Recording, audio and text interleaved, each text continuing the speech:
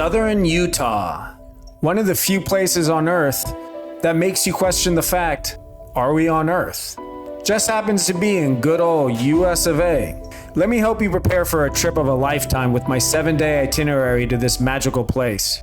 From the hoodoos of Bryce Canyon National Park to the goblins of Goblin Valley State Park, get ready to embark on an epic journey down Byway 12's ever-changing scenery and one of the best scenic drives in the world. Not only will we explore 9 parks with additional cool surprises, but I'll also give you some tips and general information to prepare for this epic adventure. What's up, folks? It's Darewrecks, aka the Frisco Roamer, here to prepare you for another epic journey. But before that, why don't you crush that like and subscribe button? My journey begins in San Francisco after living 7 years in Asia. I haven't seen my family since COVID started, and I haven't seen my sister for even longer. We traveled from Frisco to Salt Lake City via plane to be picked up by my sister, who now lives in Layton, Utah. After pleasantries, my folks and I took my sister's car south to a town called Hatch, which would be our home base while we explored Bryce Canyon National Park, Coral Pink Sand Dune State Park, and Zion National Park. This is where our journey begins. Then via Byway 12, we drive to Escalante, where we will explore the Escalante River Trail and the Singing Canyon on the Big Bird Trail. We then head to Torrey, where we would visit Capitol Reef National Park. Next, we head to Moab to visit Arches National Park, but we encounter some detours and change of plans, which I'll explain later. Don't be fooled by the map. The map shows the quickest way to Moab. However, we went south down Highway 95, where we crossed the Colorado River, and to be honest, it was as scenic as Byway 12. Out of the way, but well worth it. Finally, we head to Green River for our last park, Goblin Valley State Park. And then we drive back to Layton. All right, some tips and information. We visited Southern Utah during September. This was an ideal time for us as there weren't any crowds and it wasn't hot for me, but I just spent 7 years living in Vietnam and Taiwan.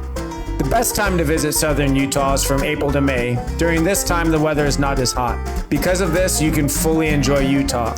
However, expect to see some crowds during this time. September and October are also great times, as this is the period when it starts to cool down. The cheapest time to visit Utah in terms of flights and hotels is during September to November. This is also the time where there are the least amount of tourists. It's difficult to predict the weather due to Utah's mountain ranges. October is considered the most stable in terms of weather. The summer is apparently hellish. The hottest months are July and August. Temperatures can exceed 100 degrees Fahrenheit.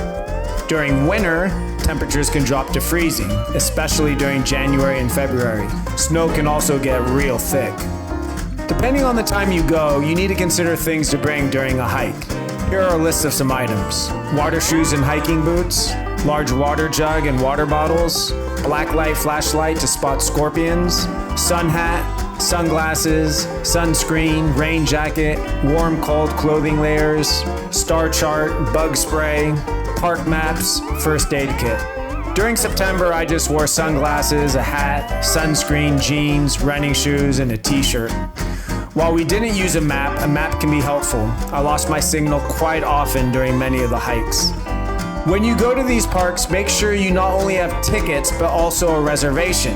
My dad has a senior pass, so we got to go to all the parks for free. However, when we went to Arches, we waited in line for 45 minutes, only to be denied because we didn't have reservations. But that folly turned out to be a blessing in disguise. I also want to point out, while I didn't do this because we had a full moon the whole time, Southern Utah has some of the darkest places on the planet. If you're into star photography or just stargazing, from the pictures I've seen, it's absolutely amazing. Finally, while we did this all in 7 days, don't hesitate to stay longer. It felt rushed, and this is truly one of the most amazing places I've ever been. There's nothing wrong with stretching this from 7 days to 14, especially if you want to do more and longer hikes. We just arrived at Hatch, and this is where we're staying at.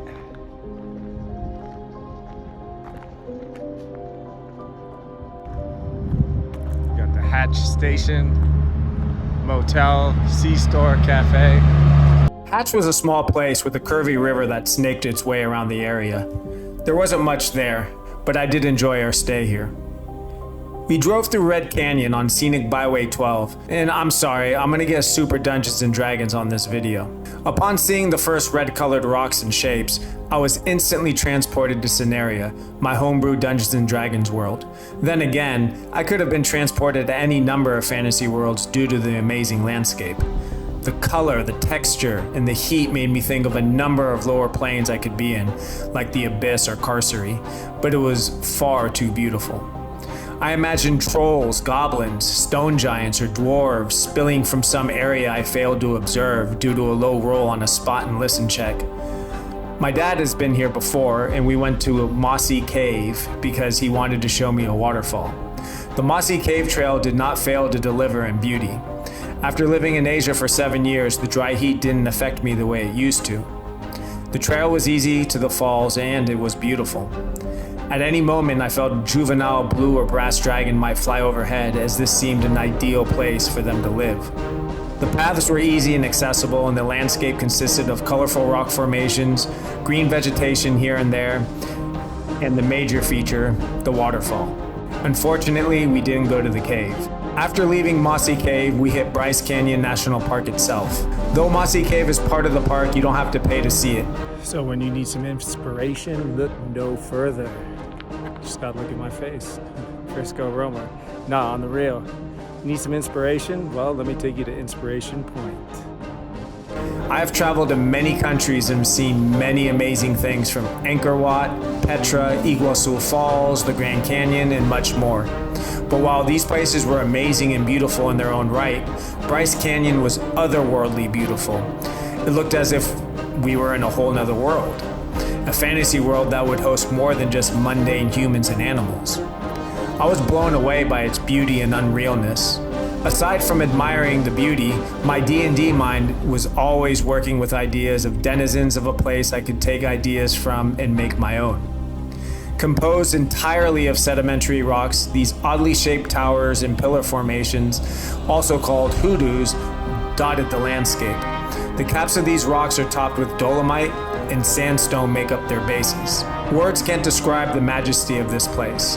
While photos and videos can do better, it will never be better than the real thing. With the exception of scuba diving in Indonesia, Bryce Canyon is probably the most amazing place I've ever been to date for its otherworldliness. Yo, day 2. It's hella cold out right now. Even though it's not cold, but I'm so used to Taiwan. It's hella cold out in Utah in the desert.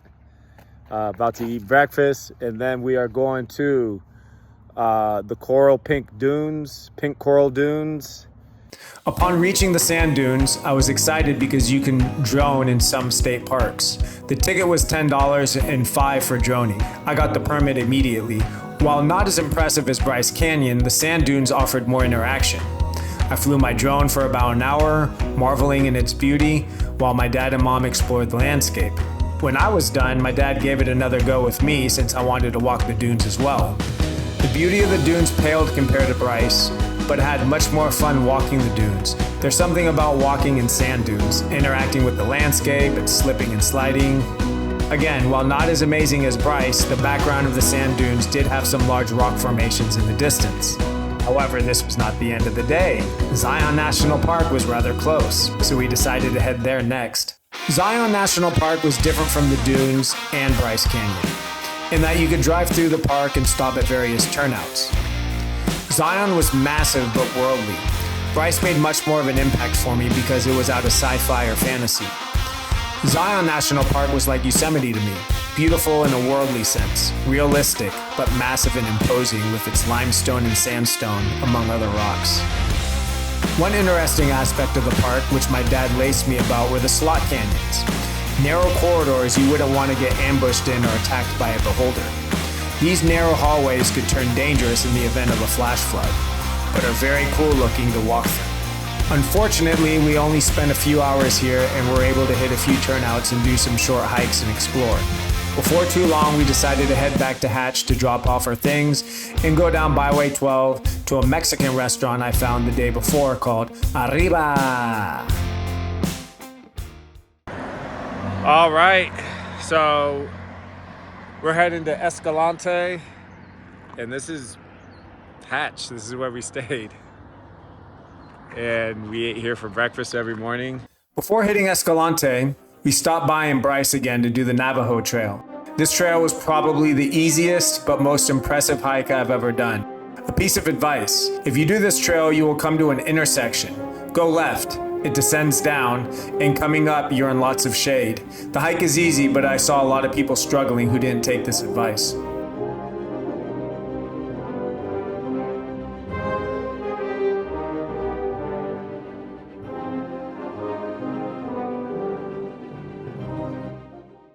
Welcome to Escalante.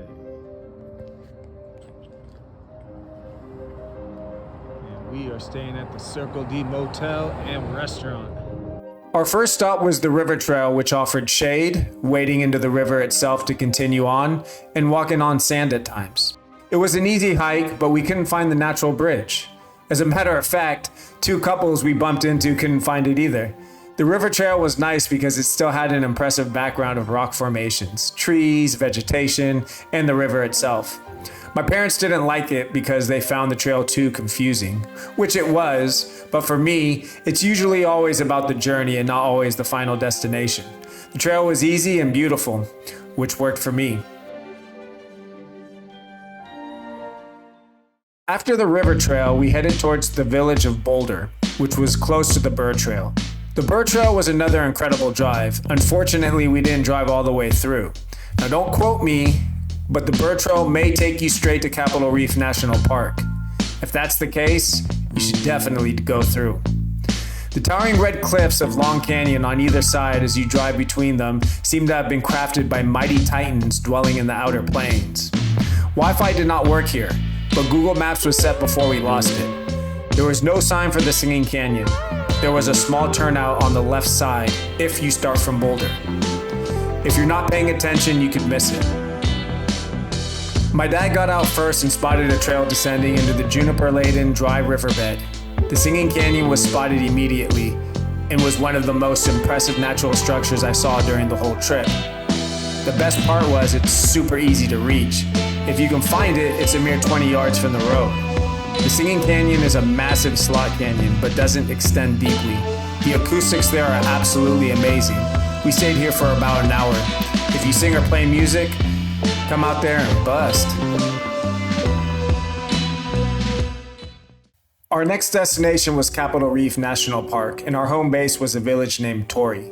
Like Zion, you could drive through Capitol Reef and hit turnouts for photos and trailheads. Capitol Reef is filled with canyons, cliffs, towers, domes, and arches of Navajo sandstone, among others. We wandered kind of aimlessly, but we did hike to the tanks, which were tanks of water. I was taking too much time photographing here, so my dad went back down to where my mom was. When I finished, I descended and continued on the path my dad said he would take. I hiked for a long time, and I'm fast, so I expected to catch them, but I didn't.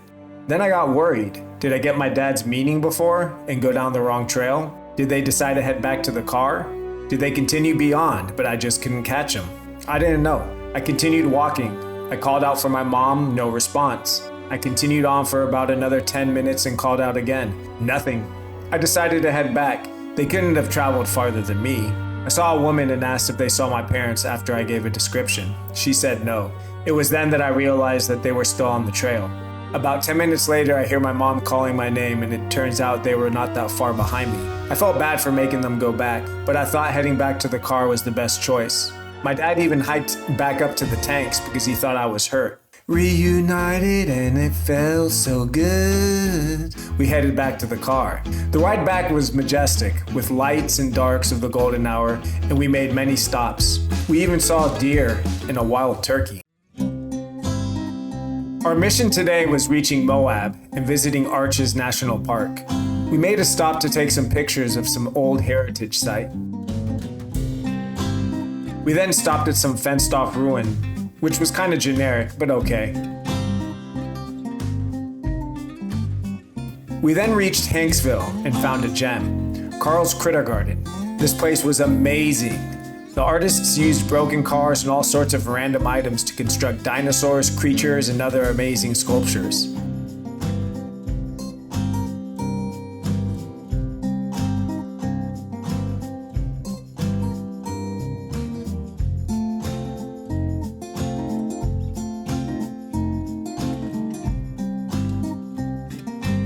finally came up with the courage to approach a man who I thought was Carl. I rolled my charisma check and succeeded on a diplomacy roll and got a short interview with the man himself. After leaving Carl's wondrous world, we went to the nearest gas station. The store was inside a rock formation, which added a lot of flavor to this gas station, making it the best gas station I ever visited. This place rivaled the 7-Eleven I went to in a little village on Matsu Island in Taiwan. That was the best 7-Eleven because it was built in the same old school way of the other village homes. Just lots of flavor. Just like that 7-Eleven, I had to buy something, so we got Slurpees. Gas full, Slurpee ready, we had two choices. One, we take the shortcut to Moab and get there in less than an hour, or option two, we take the long scenic way, which would add a few hours to the drive. We decided to take the long way. We hit Highway 95, which was a long but extremely scenic drive. We randomly reached Natural Bridges National Monument. This was a quickie, but it made sense. This park was drivable. It was a loop that led to vista points and trailheads. We were headed to Moab, which was still at least an hour away. So we did the loop and hit the views, but did no hikes. This was super simple. Our formula, drive, park, walk a short distance equals awesomeness. We saw the Sipapu, Kachina, and Owachomo natural sandstone bridges. We arrived at Moab after 6 p.m., so there were no rangers at the entrance and we just rolled in. Like Capitol Reef and Zion, you could drive through the 26 miles of roads that made up arches. We got there at the perfect time as the sun slowly began to set and the shadows and lights, sun stars and colors were mesmerizing. We didn't really do any hikes, but hit a lot of different cuts to take photos. Sorry folks, no videos. We were going to go to Arches the next day anyway. Arches resides above an underground salt bed, which is the main reason why you see such impressive arches, spires, balanced rocks, sandstone fins, and monoliths. Well, we didn't get into Arches. You better have your reservations. Driving aimlessly through some areas, we wasted some time researching places and exploring, but finally I came up with some ideas.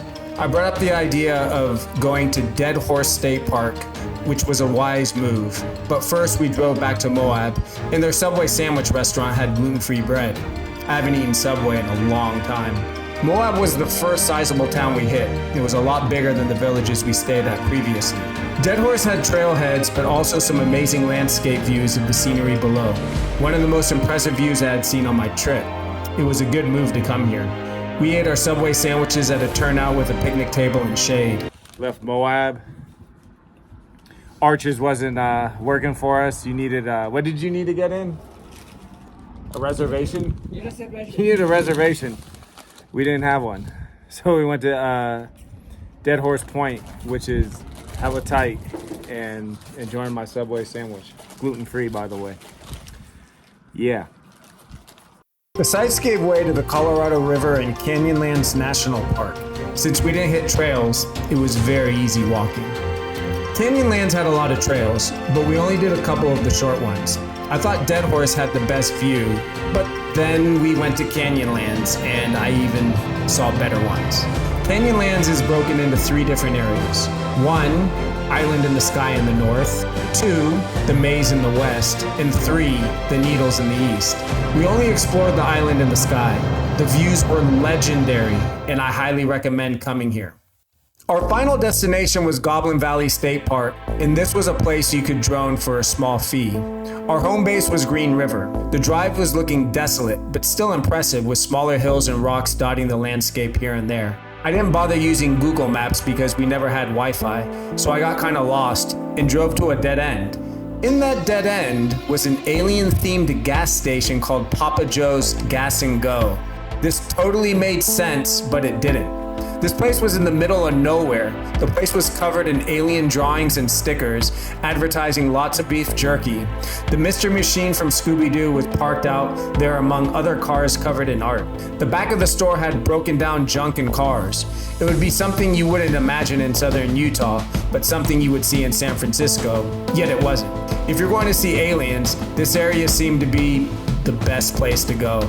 I entered the establishment, and the guy at the counter not only allowed me to use the restroom, but he gave me directions to Green River and allowed me to film the place. I marveled at all the different types of jerky being sold. There were probably 100 to 200 different types. The store also sold things you would see at a 7-Eleven and merch.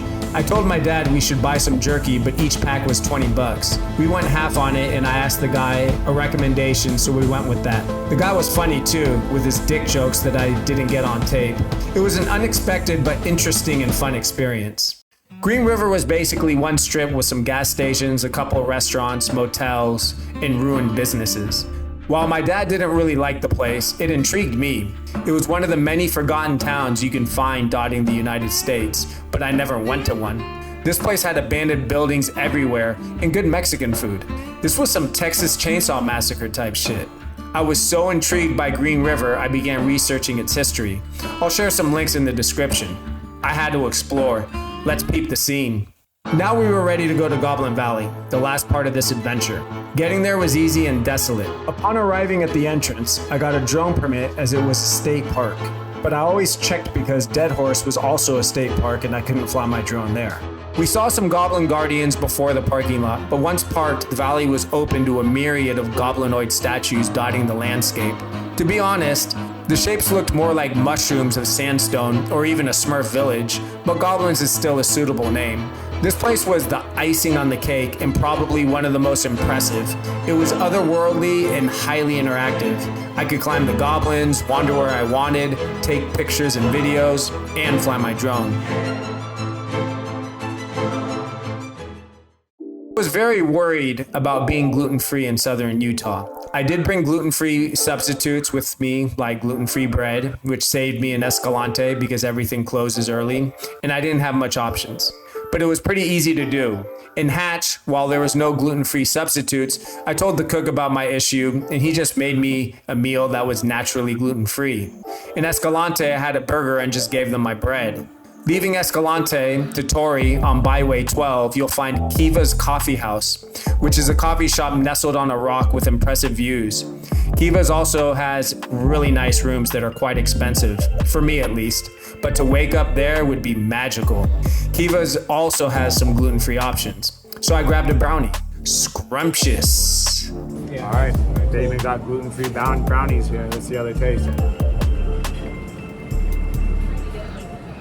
Hella good. Torrey might be the smallest village I ever visited that was so gluten-free friendly. We went to Rimrock Patio because they had gluten-free pizza. The place was nice. It had a big fireplace outside where we ate with good views. I got the good, the bad, minus the ugly, which was pepperoni, mushroom, minus the jalapeno. My pizza was a bit small, but they didn't have large sizes that were gluten-free. It costed $16. It was $18 for a large size, but for whatever reason, gluten-free pizza didn't come in large. I also had breakfast at the Wild Rabbit Cafe. This cafe had a lot of gluten-free options. I ordered a vegetarian breakfast, which was Bombay. I talked to one of the servers, and they are gluten-free hip, because while Torrey is a small village, it caters to an international clientele due to the national parks, so those like me can get what we want. Moab was a legit town with a variety of cuisines and gluten-free options. I had Thai food for dinner and Subway for lunch the next day. Green River didn't have a lot of gluten-free substitutes, but if you mention you're gluten-free, they will work with you. There aren't that many options there as most of the town is abandoned. I loved Utah. It was one of the most amazing natural places I've ever visited. The people were very nice to me everywhere I went, and there were some places I was kind of scared of at first, like Green River, but I had no issues with anyone. In terms of cost, well, we got into the parks for free, so I have no idea how much they cost. So I can't give an accurate answer to how much this trip would cost someone else, but it is the United States. It's expensive out here, so plan accordingly. I hope you enjoyed the video and it inspires you to travel more in general, and especially come to southern Utah. Peace, and keep being curious.